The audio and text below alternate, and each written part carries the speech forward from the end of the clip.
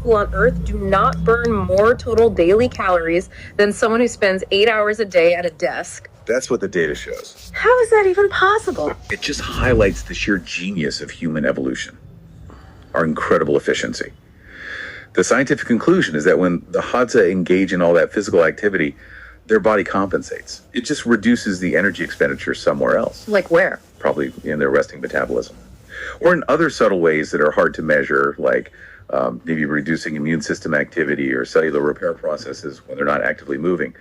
The physical activity burn is just offset by conservation elsewhere. That is profound. So their leanness, their health, it's not maintained by some high revving metabolism from all the activity. It's maintained by what they don't do. Precisely. They don't overeat. The Hadza paradox, as it's called, really reinforces that core truth.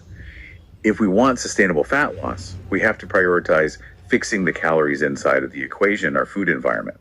Because trying to rely only on exercise to create a deficit, well, you're working directly against a conservation system that has been perfected over millennia of evolution. Okay, so CICO is the law, but exercise is undermined by this compensation effect.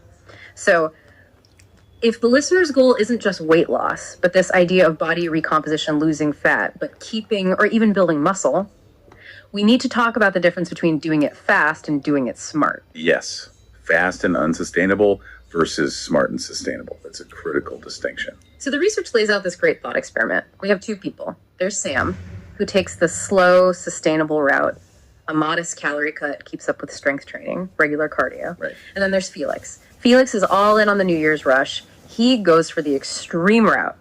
A crash diet, slashes his calories to almost nothing. And at first, Felix sees this rapid, really impressive success on the scale. And we have to have some empathy for Felix, right? That initial visual progress is what gets people hooked. But why is it such a misleading trap? We have to be crystal clear here.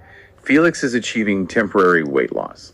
He is not achieving true fat loss. Yeah. When you slash your calories that dramatically, your body turns to its most immediate, easily accessible energy store. And that is the glucose stored in your liver in the form of glycogen. The emergency fuel tank. The emergency fuel tank. The body burns through that first. And here's the critical physiological detail that explains that big initial drop on the scale. Every single gram of glycogen is chemically bound to several grams of water. So as the glycogen goes, The water goes with it. Yeah. When Felix burns through his liver glycogen stores, he simultaneously flushes out all that water that was attached to it. And this sudden loss of water weight can add up to a really noticeable drop on the scale. We're talking up to 2 kilograms in the first few days. 2 kilograms. That's almost 4.5 pounds. Yes. It looks like amazing success, but it's purely water and some stored carbs. It's not fat. So the second Felix decides to eat a normal meal again, what happens? The body immediately replenishes those glycogen stores. The water rushes right back in with it, and that initial weight is regained almost instantly. Which is the physiological basis for that yo-yo effect. It leads to such extreme frustration. Absolutely. The body has to refill that emergency tank, and it pulls water back in to do it.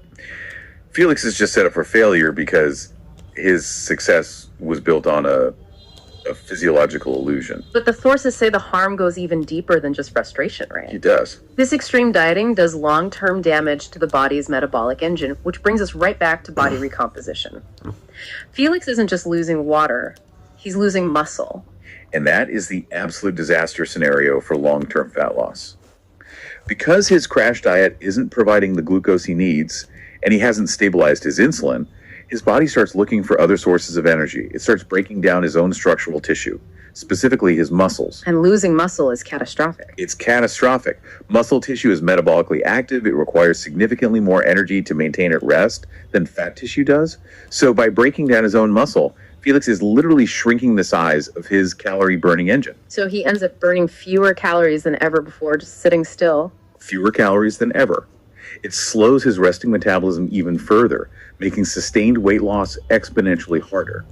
Meanwhile, Sam, who is fueling his body and lifting weights, is protecting his muscle, maybe even building a little. He's keeping his metabolic engine large and healthy. And that, right there, is the definition of healthy body recomposition. Okay, so if extreme calorie cutting is a trap that costs us water and muscle, but we still need a calorie deficit, how do we structure our eating to create that deficit in a smart way, a way that actually teaches the body to tap into its fat stores? And that brings us to intermittent fasting, or IF, is a structured science-based approach. Right. Intermittent fasting is really just a time management tool for how you consume your energy. It's about cycling the body between very defined periods of eating and not eating or fasting.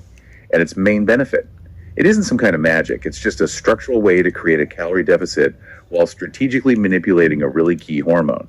Insulin. So what are the main ways to do IF that the sources recommend? The sources cover two of the most common structures. The first one is the 5.2 diet. Okay. For this, you eat normally without any specific restrictions for 5 days of the week. But on the other 2 days, which should be non-consecutive, you implement a really heavy restriction. You limit your intake to around 500 to 600 calories. So 2 very low calorie days, 5 normal days. Correct. The second method, which has become incredibly popular, is time-restricted eating, or TRE. People usually call it the 16.8 cycle. And how does that one work? With this one, you restrict all of your food intake to an 8-hour window each day. So you might eat between, say, noon and 8 p.m., and then you fast for the remaining 16 hours. And this is typically done daily, or at least most days of the week. Okay, so let's break down the science. How does this timing game actually manipulate the system? Let's talk about insulin, glycogen, and then that switch over to burning fat. Right. So when we eat, especially when we eat carbohydrates, the hormone insulin spikes. Insulin is the storage signal. It's telling your body what to do with the incoming energy. Pack it away. Pack it away. It converts carbs into glucose, which your body can use immediately for energy, or it stores it as glycogen in the liver and muscles. Yeah. But, as we've said, that glycogen storage is very limited. The emergency tank is small. It's very small. Once those stores are full and they fill up fast, the liver takes any extra glucose and converts it into stored body fat. That's the process. So what happens when you start to fast? The whole system flips. When you're in a fasted state, insulin levels fall dramatically. And that low insulin level is a signal. It's telling the body, hey, the incoming energy is stopped. It's time to start mobilizing our stored fuel. And the body looks for the easiest fuel first. Always. The path of least resistance. First, it uses up any remaining glucose that's just circulating in your blood. Then it starts tapping into that liver glycogen, the quick release fuel we keep talking about.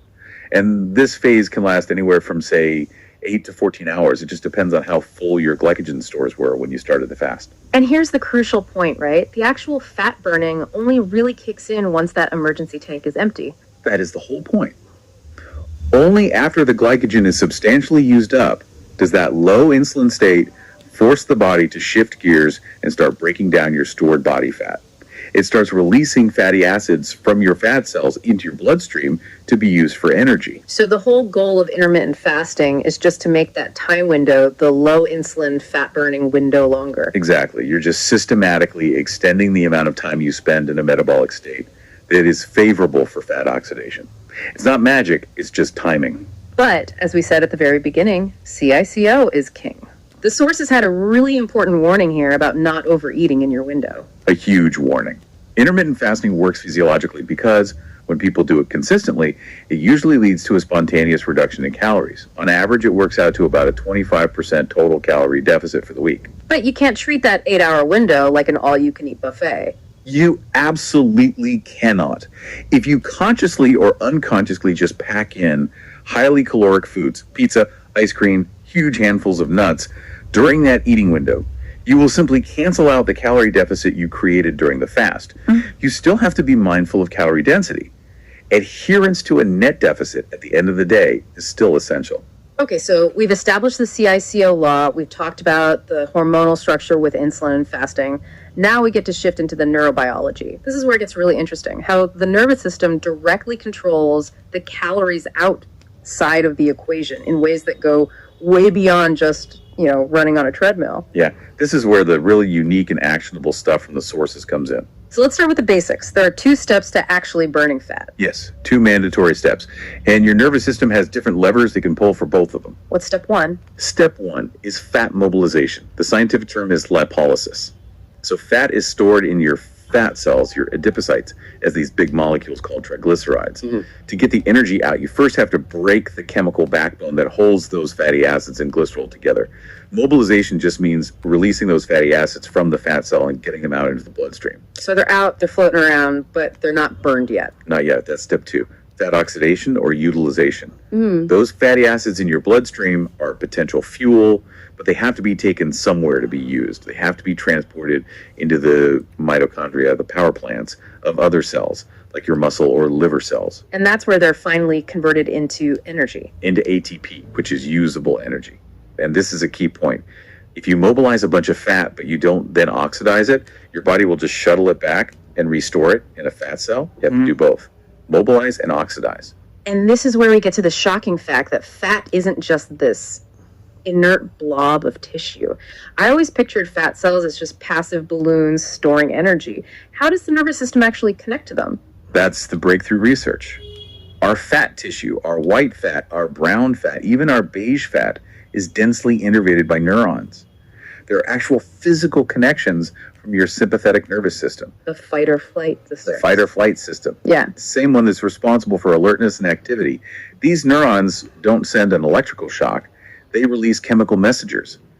Primarily, they release epinephrine, which is just adrenaline. So adrenaline gets released right onto the fat cell. Right onto the surface of the fat cell. It acts like an instruction manual. And the adrenaline that's released locally from these neurons is what really favors both mobilization, getting the fat out, and, importantly, the conversion of those fatty acids into ATP in other cells. So just to be clear, the adrenaline I get from like a big stress event, almost getting in a car accident, that's not the same specific fat burning signal we're talking about. It's different. That systemic adrenaline from your adrenal glands during a big stress event will definitely elevate your overall metabolism, for sure. But it's this local release right at the fat cell that dictates the very specific local conditions for that cell to open its doors and release its energy reserves. So the nervous system is the master controller because it can give these very targeted local commands. Exactly. It can bypass the general hormonal environment and dictate the metabolic fate of a specific fat cell. It's an incredibly precise system. So the sources lay out these protocols that are specifically designed to stimulate those local neurons and force that adrenaline release. Let's start with the most subtle one. Low